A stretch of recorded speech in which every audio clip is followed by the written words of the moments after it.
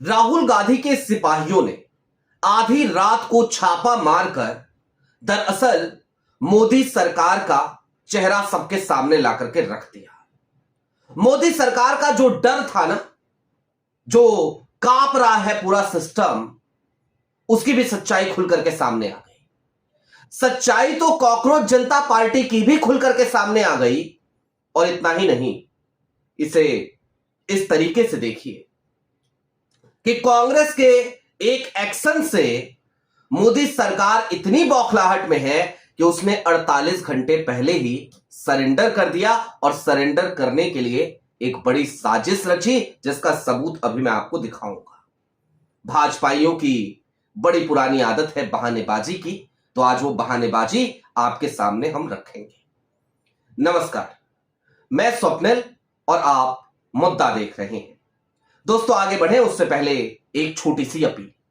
मुद्दा आप सभी को पता है, इन दिनों रिसर्च बेस्ड काम पर जरा ज्यादा फोकस कर रहा है। ऐसे में हमारे वीडियोज भी आपको कम मिल रहे हैं पहले की तुलना। अब रिसर्च बेस्ड काम में संसाधनों की ज्यादा जरूरत होती है, लिहाजा आपसे गुजारिश है, यदि आप चाहें तो स्क्रीन पर दिख रहे क्यूआर कोड के जरिए मुद्दा की छोटी छोटी मदद जरूर कीजिएगा। आप सबको पता है, पहले से मुद्दा एक आर्थिक संकट से गुजर भी रहा है, जब हमारे मेन बैंक अकाउंट फ्रिज थे और हैं अभी भी। उसके अलावा हमारे चैनल को भी हमसे लंबे समय तक छीन कर रखा गया था। अब आगे बढ़ते हैं। 15 जुलाई, 16 जुलाई, 17 जुलाई, ये 3 तारीखें कांग्रेस ने तय करी थी। और ये 3 तारीखें तय इसलिए की गई थी क्योंकि एक कार्यक्रम का आयोजन होना था, छात्रों की कूच। ये होना था उत्तराखंड में, देहरादून में एक ग्राउंड है, परेड ग्राउंड। आप कभी जाएं तो आप देखेंगे कि परेड ग्राउंड एक ऐसा ग्राउंड है जहां पे तमाम तरीके की प्रदर्शनियां लगती हैं, तमाम तरीके की सभाएं भी होती हैं। वहां के लिए आवेदन किया था कांग्रेस ने 15 जुलाई, 16 जुलाई और 17 जुलाई। 17 तारीख को राहुल गांधी वहां पहुंचने वाले थे और आज की तारीख से कांग्रेस को लगभग अनुमति मिल भी गई थी, लेकिन ऐन वक्त पे कांग्रेस की परमिशन को रद्द कर दिया गया। और फिर कारण जो बताया गया, वो कारण बड़ा मजेदार है। कहा गया कि वहां पर एक कार्यक्रम चल रहा है। कार्यक्रम कौन सा? जो वहां के जिलाधिकारी हैं देहरादून के, उनका बयान भी आया। उन्होंने कहा लोक संवर्धन पर्व। अब लोक संवर्धन पर्व जो है, ये एक तरीके की प्रदर्शनी होती है। 11 जुलाई को आपकी स्क्रीन पर एक खबर है, इस खबर को देख लीजिए। 11 जुलाई की तारीख थी जब अल्पसंख्यक विभाग की मंत्री किरण रिजिजू वहां पहुंचे थे और उन्होंने इस प्रदर्शनी का आयोजन किया था। यह प्रदर्शनी 11 जुलाई, 12 जुलाई, 13 जुलाई और 14 जुलाई तक वहां पर रहने वाली थी। 15 जुलाई को यह प्रदर्शनी वहां से हट जाने वाली थी, जो हट चुकी है। अब वहां पे प्रदर्शनी नहीं है। लेकिन केंद्र सरकार ने क्या किया? मिनिस्ट्री ऑफ माइनॉरिटी ने क्या किया? किरण रिजिजू ने क्या किया और किसके इशारे पे किया, वो जान लीजिए।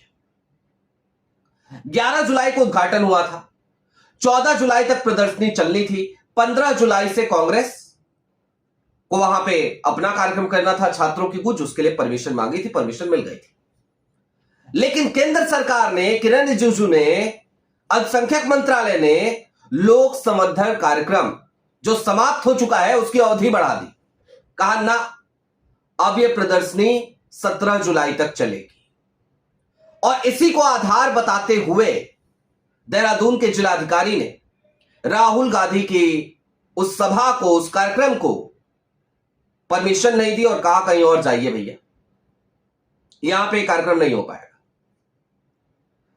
बीते कुछ दिनों में अगर आपको याद हो, अल्मोड़ा जाना था राहुल गांधी को और उनको वहां पर मौसम खराब था, दूसरा एक रास्ता जरूर था, लेकिन उस रास्ते से परमिशन नहीं दी गई जाने की और राहुल गांधी को फोन से ही संबोधित करना पड़ा।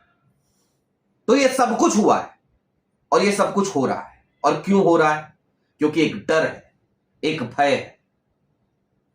दूसरी तरफ मैंने आपसे कहा, कॉकरोचों का जो है ना, कॉकरोचों की सच्चाई वो भी सामने आ गई। कैसे आ गई वो भी जरा समझेंगे। लेकिन उससे पहले कल कांग्रेस ने एक बड़ा काम किया। कांग्रेस के तमाम सिपाही गणेश गोदियाल के नेतृत्व में आधी रात को परेड ग्राउंड पहुंच गए, क्योंकि दलील दी थी सरकार ने कि भाई वहां कार्यक्रम चल रहा है, आपको कैसे परमिशन दे दें। तो गणेश गोदियाल वहां पहुंचे। गणेश गोदियाल पहुंचे तो कैमरे भी पहुंचे, और पता चला वहां पर कोई भी कार्यक्रम नहीं चल रहा है।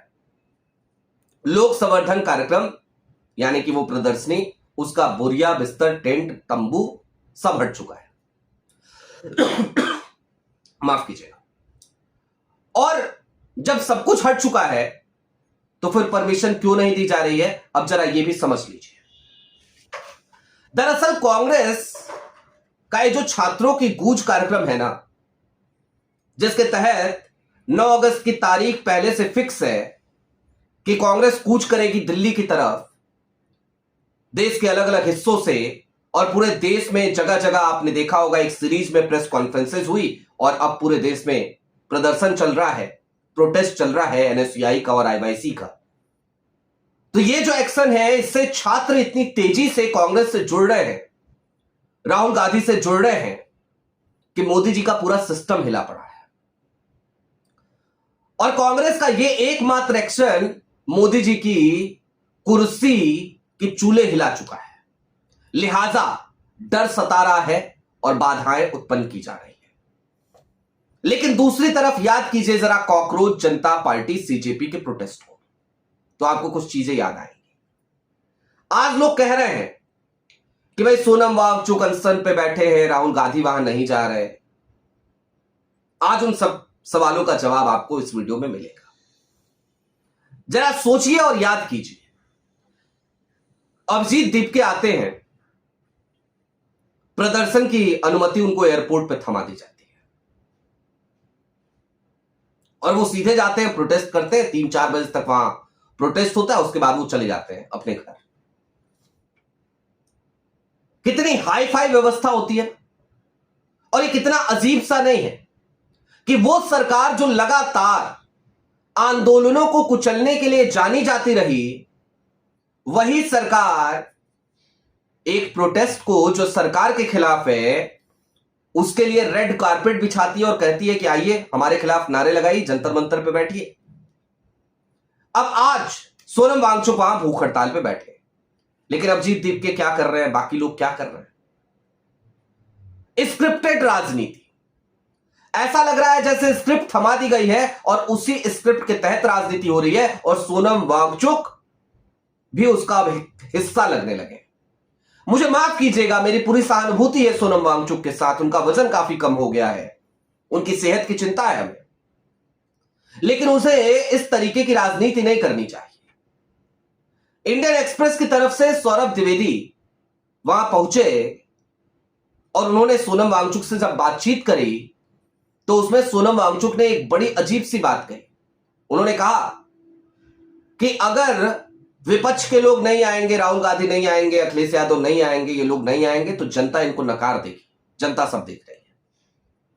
तो क्या जनता सिर्फ आपको देख रही है? क्या जनता एनएसयूआई को, आईवाईसी को और राहुल गांधी को नहीं देख रही कि आपसे ज्यादा बड़े प्रोटेस्ट वो कर रहे हैं, आपसे ज्यादा बड़े बड़े प्रदर्शन वो कर रहे हैं, वो लगातार सवाल उठा रहे हैं, सड़क से लेकर संसद तक राहुल गांधी लगातार सवाल उठाते हैं। क्या जनता उनको नहीं देख रही? क्यों नकार देगी भाई? आप ठेकेदार हो क्या? और जब आपने सीजेपी की शुरुआत करी थी तो यही अभिजीत दीपके, यही विजेता दाहिया, यही सौरभ, क्या कहते थे ये लोग? अगर आपको याद ना हो तो मैं याद दिला दूं, अभिजीत दीपके का एक बयान तो अभी वायरल होता है, जबकि कहा करते थे कि किसी राजनीतिक दल का कोई आदमी हमारे मंच पे ना आए। शुरुआत में खुद दूरी बनाई और फिर खुद लोगों को बुलाने लगे कि आइए आइए, आप भी आइए, आइए जी आप भी आइए। और आज भी वहां पर जो भीड़ आपको दिख रही है ना, एक फूड ब्लॉगर है आयुष सापरा, वो वहां पहुंचे। आयुष ने अपने उस पूरी वीडियो में जो चीजें दिखाई है ना, वही उस आंदोलन की सच्चाई बनकर के रह गया है। सोनम वांगचुक की चर्चा हर कोई कर रहा है, सीजेपी की चर्चा हर कोई कर रहा है, वहां पर नेहा बोरा बैठी हुई है, वाम दलों की छात्र इकाई को लीड करने वाली बच्ची, वो बैठी हुई है प्रोटेस्ट पे, और कई और बच्चे बैठे थे। 3 तो बीमार हो गए, अस्पताल में भर्ती कराना पड़ा, 3 अभी भी बैठे हुए हैं। नेहा की हिम्मत को तो मैं दाद देता हूं, सलाम करता हूं। उनको कहीं लाइमलाइट नहीं, उनकी कहीं चर्चा नहीं, सिर्फ सीजेपी की चर्चा। तो इस बात से आप समझ लीजिए कि ये सब कुछ कितना स्क्रिप्टेड है और किस तरीके की स्क्रिप्ट लिख करके सीजेपी की इस प्रोटेस्ट की शुरुआत की गई थी। और आज भी जिस तरीके के बयान सीजेपी की तरफ से आ रहे हैं ना, वो पूरी तरीके से स्क्रिप्टेड बयान है। वो स्क्रिप्ट दिल्ली दरबार ने थमाई हुई है, लगता तो ऐसा ही है। आपकी क्या राय है वो हमें कमेंट बॉक्स में जरूर बताइएगा। अभी के लिए दीजिए इजाजत। चलते चलते फिर वही अपील, चैनल पर नए हो तो सब्सक्राइब करते हुए जाइएगा, और यदि आप चाहें तो छोटी छोटी मदद मुद्दा की जरूर कीजिएगा। बहुत शुक्रिया।